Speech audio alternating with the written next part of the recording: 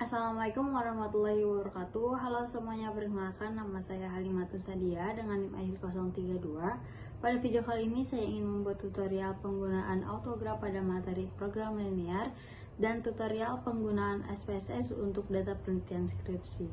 Skripsi yang saya ambil di sini pengaruh model Konikon terhadap kemampuan berpikir kreatif matematis siswa oleh Iga Kirena. Yuk kita simak videonya. Oke, jadi yang pertama kita akan menggunakan autograph terlebih dahulu. Di sini kita akan langsung buka start 2D graph ini, kita klik. Kemudian kita akan mengerjakan soal nomor 1. Kita insert image dulu, kita klik objek di sini. Kemudian insert image.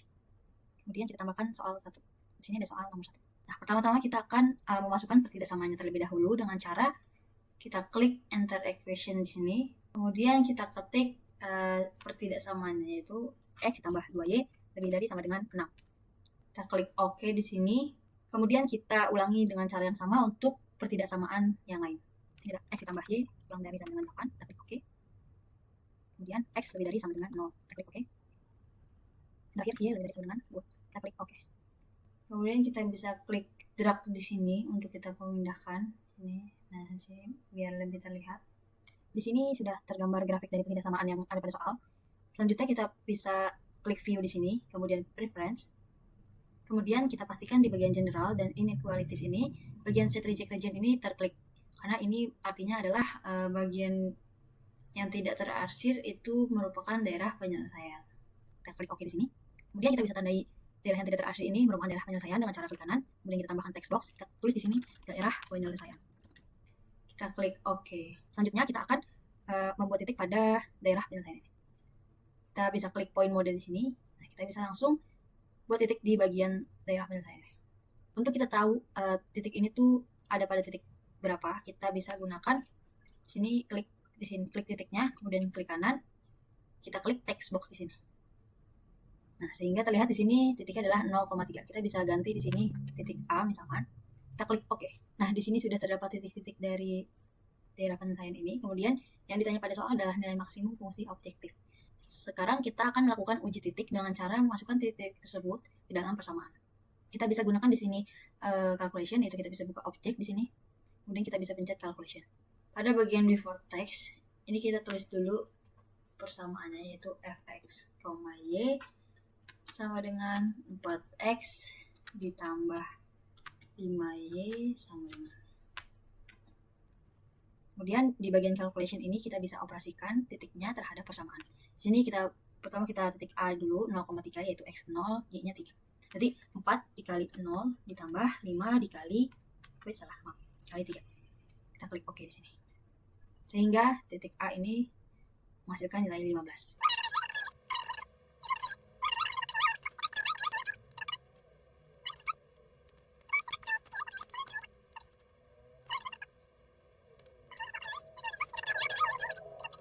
Sehingga dengan hasil dari titik-titik tersebut ini kita bisa tentukan nilai maksimum fungsi objektif fx sama dengan 4x ditambah 5y itu adalah 40. Jadi jawabannya adalah yang D. Oke, kita lanjut soal nomor 2. Kita bisa klik di sini file, kemudian new 2D graph page. Kita bisa tambahkan lagi image di sini. Kita masukkan soal nomor 2. Di sini ditanya daerah penyelesaian dari pertidaksamaan ini ditunjukkan oleh grafik. Oke. Jadi untuk soal nomor 2 ini kita tinggal masukkan pertidaksamanya aja. Kita pencet enter equation.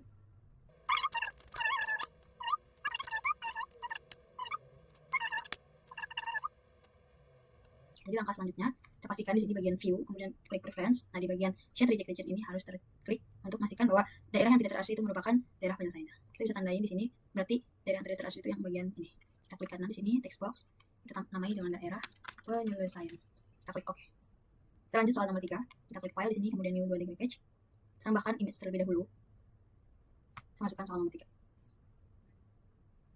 Jadi yang pertama kita akan nanti model terlebih dahulu. Di sini ada tablet jenis 1 mengandung 5 unit vitamin A, kemudian tablet jenis 2 itu 10 unit vitamin A. Berarti di sini ada 5x ditambah 10y lebih dari sama dengan 25. Kemudian untuk yang vitamin B itu ada 3x ditambah y lebih dari sama dengan 5. Nah, kita bisa langsung masukin aja di sini enter equation. 5x ditambah 10y lebih dari sama dengan 25 itu kita bisa sederhanakan menjadi x plus 2y lebih dari sama dengan 5.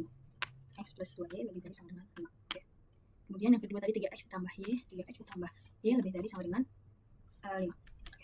Kemudian kita tidak lupa tambahkan di sini x lebih dari sama dengan 0 dan y lebih dari sama dengan 0. Kemudian kita bisa drag di sini, kita pindahkan sehingga didapatkan daerah penyelesaian yang tidak terarsir ini. Kita bisa namai dulu. daerah penyelesaian. Oke. Kemudian kita bikin titiknya terlebih dahulu dengan cara point mode ini. Kemudian kita tentukan titiknya dengan cara klik titiknya, klik kanan, text box. Sini dapat nomor. Kita ganti A, kita klik OK. Kemudian selanjutnya di kanan text box, kita ganti B. Oke, kemudian yang terakhir di kanan text box, kita ganti C. Nah, di sini yang ditanya adalah pengeluaran minimum. Berarti kita masukin objek, kemudian kita calculation. Nah, sama seperti tadi kita menggunakan before text di sini, kita masukin fungsinya. Oke, fungsi text di sini dengan 4x ditambah 8y. Nah, untuk after text di sini kita tambahkan 0 sebanyak 3 kali. Jadi kita masukkan persamaan itu bagian yang depannya aja. Untuk bagian ribuannya ini kita tambahkan di after text. Kemudian kita kalkulasikan di bagian sini. Kita mulai dari titik A terlebih dahulu, itu 0,5, berarti 4 dikali 0 ditambah 8 dikali 5. Kita klik OK di sini. Kemudian kita lakukan juga yang sama dengan yang A ini untuk titik B dan C.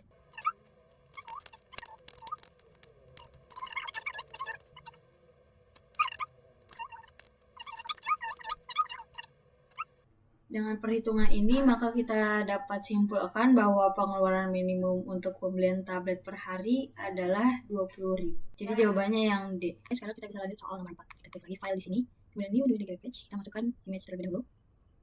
Masukkan soal nomor 4. Soal ini itu daerah penyelesaian sesuai dengan ketidaksamaan. Kita bisa langsung masukkan saja pertidaksamaannya dengan enter equation. Kemudian kita tuliskan 5x ditambah 7y kurang dari sama dengan 35. Kemudian yang kedua, y lebih dari sama dengan 1. Dan yang terakhir, x lebih dari sama dengan 0. Kita pencet drag di sini untuk memindahkan. Bisa kita lihat di sini pada gambar, berarti jawabannya adalah yang D. Kita lanjut soal terakhir, soal nomor 5. Kita new 2D graph page, kemudian kita insert image. Masukkan, masukkan pertidaksama terlebih dahulu, enter equation.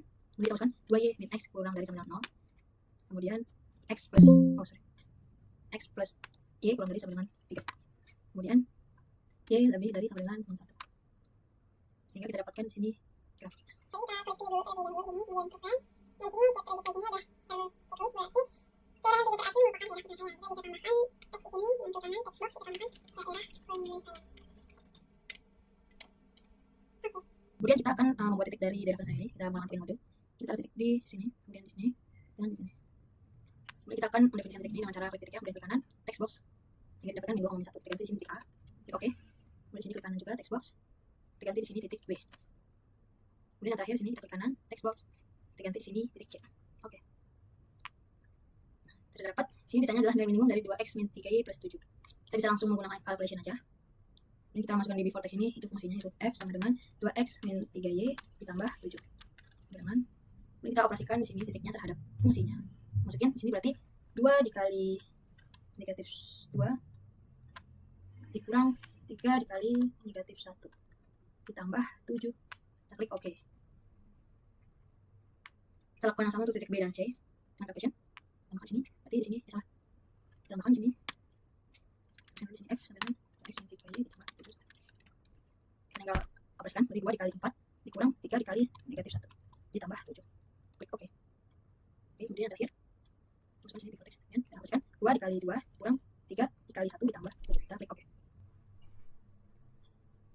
Oke, dengan hasil ini maka kita dapat simpulkan bahwa nilai minimum dari 2x min 3y ditambah 7 ini adalah 6.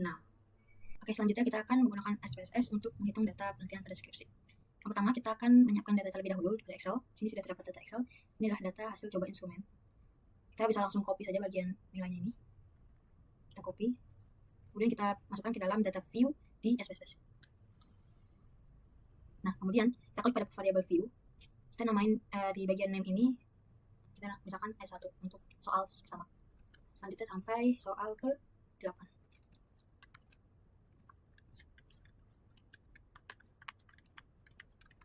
Untuk bagian akhir kita tuliskan di sini adalah total underscore. Nah, pada bagian desimal kita ubah di sini menjadi 0 semua. Sorry.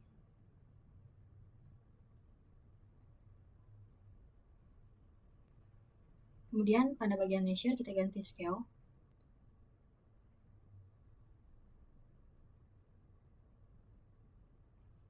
Oke, kita kembali ke data view. Jadi, pertama kita akan melakukan uji validitas terlebih dahulu. Caranya itu kita klik pada bagian Analyze, kemudian kita klik Correlate, kemudian kita klik Bivariate. Nah, pada bagian ini kita pindahkan variabel ini ke kolom variables dengan cara CTRL-A, kemudian kita klik di sini. Nah, pada bagian correlation coefficient ini kita pilih yang percent, kemudian test of significance ini kita pakai yang to tail, kemudian jangan lupa centang pada bagian flag significant correlation. Kita tinggal klik OK, sehingga didapatkan data validitas. Nah, di sini untuk data yang valid itu ditandai dengan tanda bintang pada pinggir sini. Sehingga data yang tidak atau soal yang tidak valid itu ada soal nomor 2 dan 3. Oke, selanjutnya kita akan melakukan uji reliabilitas. Dengan data yang sama, kita klik Analyze di sini. Kemudian kita klik Scale, kemudian Reliability Analysis. Dan pada bagian ini, karena tadi data soal nomor 2 dan 3 tidak valid, kita tidak pindahkan ke dalam bagian Items. Yang ini kita bisa pindah ke sini. Nah, kemudian pada bagian ini, pada bagian model, kita pilih yang Alpha. Kemudian kita klik di statistik sini. Nah, pada bagian Descriptive for ini, kita jangan lupa untuk centang bagian Scale if item delete. Kemudian kita bisa klik Continue dan OK. Nah, sehingga di sini didapatkan uji reliabilitasnya itu adalah 0,470. Oke, selanjutnya kita akan melakukan uji hipotesis. Sebelumnya kita akan mengganti file di sini dengan cara file, kemudian kita bikin new data.